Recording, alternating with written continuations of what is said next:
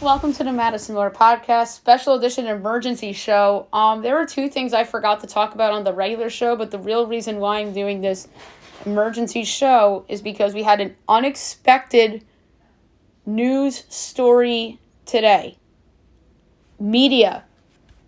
Adrian Wojnarowski has retired from news breaking. It is very, very bittersweet. He broke just about every big NBA story over the past decade plus. He was great at what he did. Everybody loves and adores him. And this news just came out of left field. And now he is going to be the general manager at his alma mater at St. Bonaventure. So this is just stunning.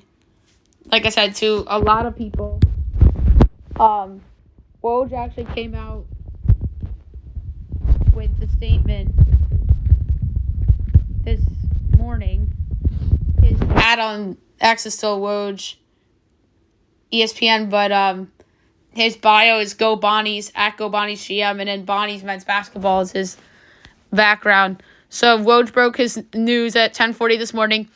He says, I grew up the son of a factory worker 2 miles from ESPN's campus and only ever dreamed of making a living as a sports writer. 37 years ago, the Hartford Courant gave me my first byline, and I never stopped chasing the thrill of it all. This craft transformed my life, but I decided to retire from ESPN and the news industry. I understand the commitment required in my role, and it's an investment that I'm no longer driven to make. Time isn't an endless supply, and I want to spend mine in ways that are more personally meaningful. I leave with overwhelming gratitude for countless mentors and colleagues, subjects and stories, readers and viewers. No one has benefited more than me from the belief, trust, and generosity of others.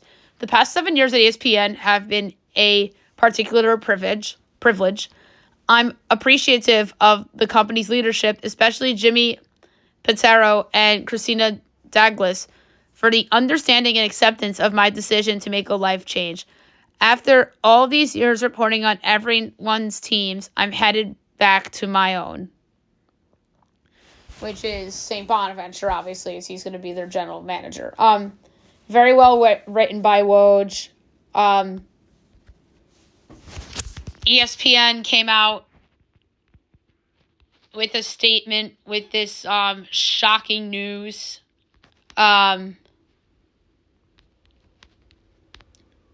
So, Jimmy Pitaro statement. I've known and admire Woj since we worked together at Yahoo in 2007.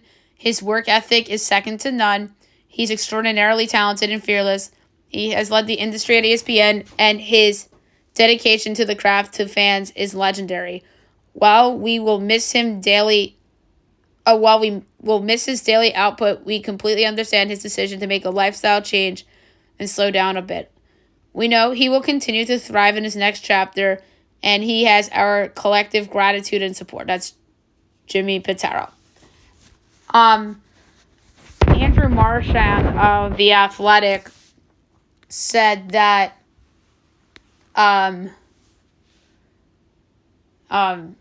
they were surprised by Woj's decision.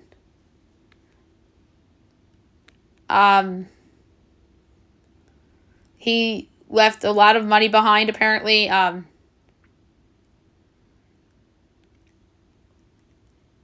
And now the question is Shams. His contract's up soon at The Athletic. And now will ESPN hire Shams? ESPN is the big-time, big celebrity media outlet spot. And I think you could say the same about ABC in just regular news in general. But Shams, is ESPN under pressure to hire Shams to replace Woj? I say you can make a case for yes. Shams is the best reporter right now that Woj has retired in the NBA. I think Adam Schefter is the very best in all sports right now. And Woj was right up there with him, but nobody, and I mean nobody, in my opinion, is better than Adam Schefter. That's just my opinion. I love Adam Schefter.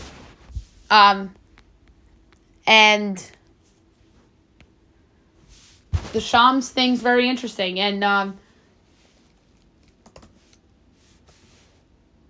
it's going to be an interesting decision for Shams. Does he leave The Athletic for ESPN?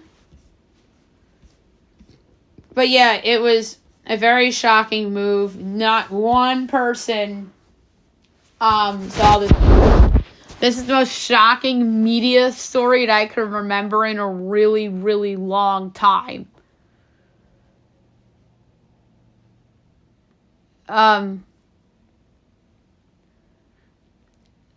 Yes, so, and the other thing with ESPN is, from a TV standpoint, who replaces JJ Redick?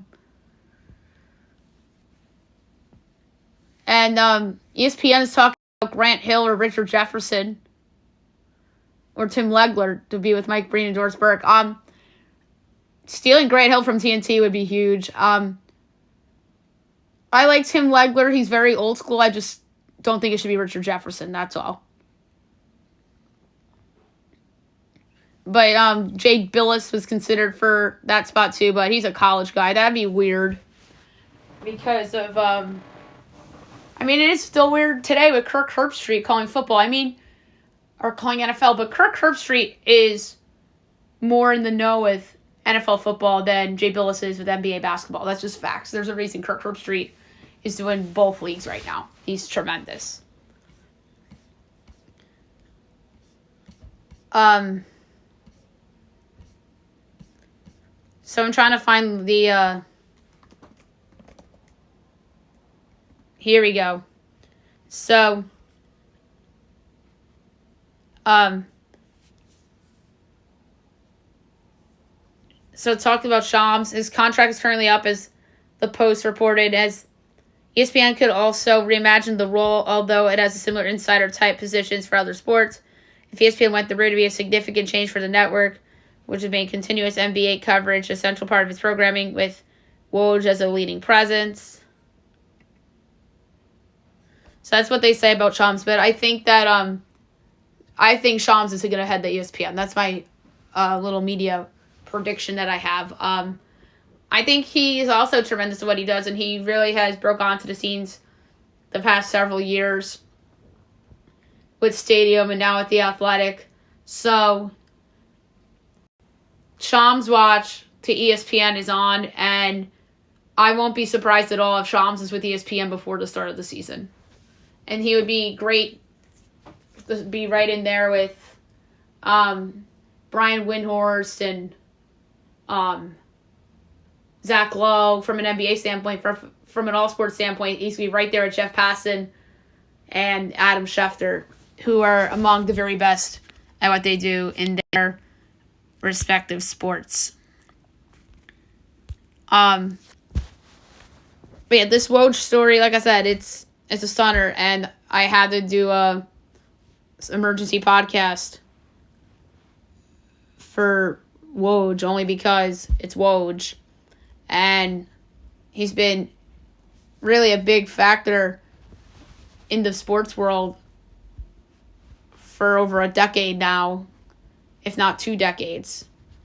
So congratulations to Woj on a great news-breaking career, and now he's going to be with St. Bonaventure as their general manager, and now he really doesn't get to work a lot. He can spend time with his family and whatnot. And the funny thing is that Adam Schefter today was talking about the news about Woj, and he summed it up really good. He had the best tribute of anybody I saw in the media today regarding this Woj news. And obviously, Adrian and Adam have become friends with both working at ESPN and doing what they love to do. And like I said, Adam had the best summary of it, and Adam said that he wanted to spend time, that Adrian wanted to spend time with his family, so I don't blame Woj. And again, congratulations to Woj, great career, and hopefully he's going to be on somebody's podcast soon just to talk about his career and his decision. I mean, if anybody's going to have him on a podcast, it's going to be Zach Lowe. That would be my guess on the Low Post. Okay, so Dancing with the Stars started last night. I'm going to go over the cast, and I'm going to make my prediction on who's going to win.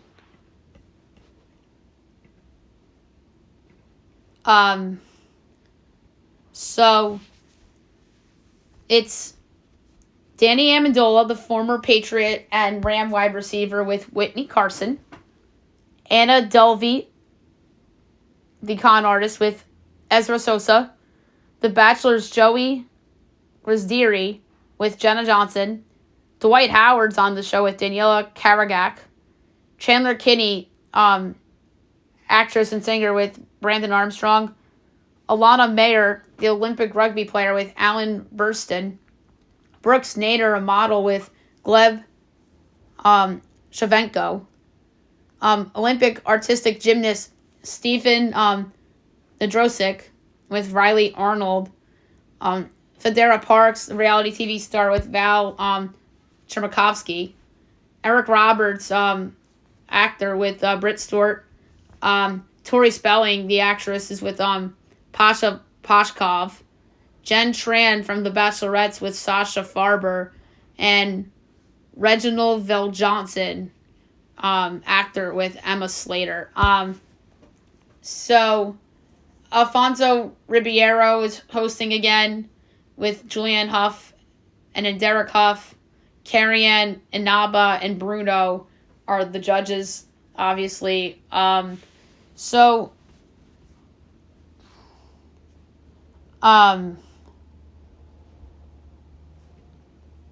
no eliminations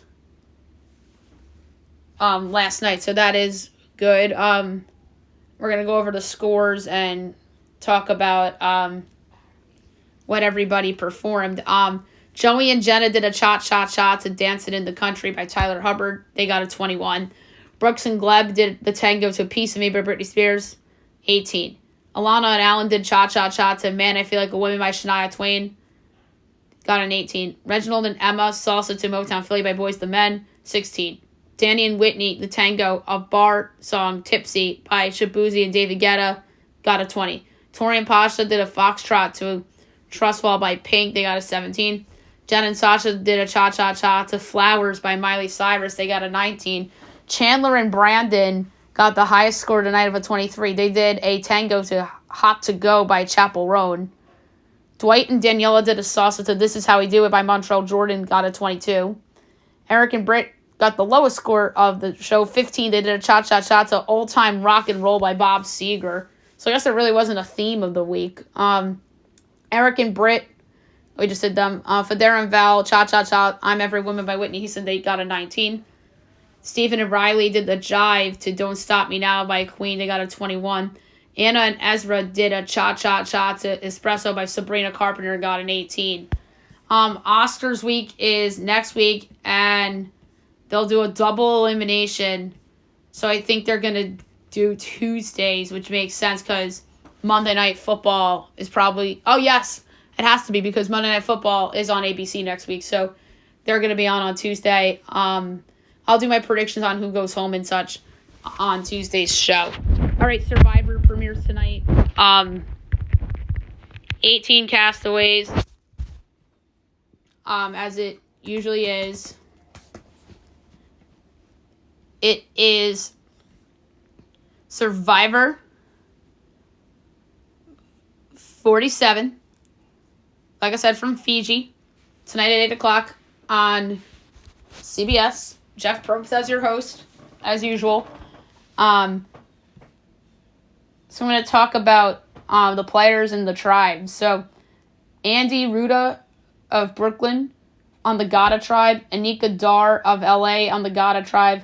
Aisha Welch of Houston on the Lavo tribe, Caroline Vidmar of Chicago on the Tuku tribe, Gabe Ortiz of Maryland on the Tuku tribe, Genevieve Mushaluk of Winnipeg on the Lavo tribe, John Levette of LA on the Gada tribe, Keishan Patel of San Francisco on the Lavo tribe, Kyle Ostwald of Sheboygan, Michigan on the Tuku tribe, Rachel Lamont of Southfield, Michigan on the Gada tribe, Rome Cooney of Arizona on the Lavo tribe, Sam from Nashville, Tennessee on the Gada tribe, Sierra Wright from Phoenixville, Pennsylvania on the Gada tribe, Solomon Yee, who goes by Saul, from Norwell, Connecticut on the Lavo tribe, Sue Smay, she's the, looks like the oldest contestant on this season, from Putnam Valley, New York on the Tuku tribe, Teeny Turchilo of Manahawkin, New Jersey on the Lavo tribe, Tiana Hollins of IA Hawaii on the Tuku tribe, and Teron Foster, who goes by TK, from Upper Marlboro, Maryland on the Tuku tribe. So 2-hour show tonight. Obviously too early to do predictions. I'll do like my superlatives obviously on tomorrow's show. But it looks like a fun cast. Like I said, Sue looks like the oldest contestant on the show, and the youngest 24 years old, Teeny. And Sam. So we have two really young contestants at 24 years old.